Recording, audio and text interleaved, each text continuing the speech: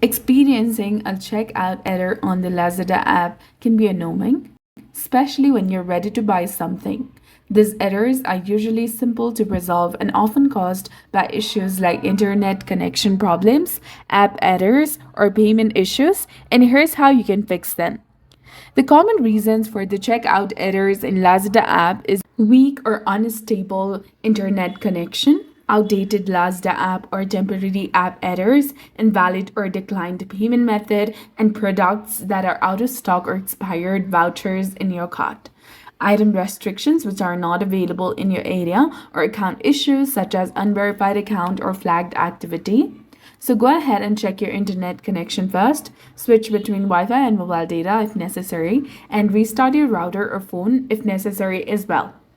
You can also try updating or reinstalling the Lazada application. For that, you need to go ahead and open Play Store if you're using Android and App Store if you're using iPhone.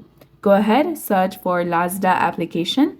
And once you find an update button instead of open, go ahead and tap on that in order to update it to its latest and newest version available. Now go ahead and clear the cache and data. Tap and hold onto the Lazada application. Tap on the eye icon in the top to go to app info.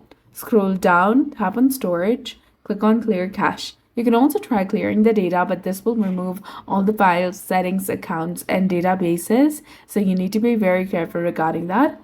After this, come back, verify your payment method in Lazada application. Make sure that your e-card or e-wallet has enough money and try another payment option like cash on delivery, Laz Wallet, Gcash, or GrabPay.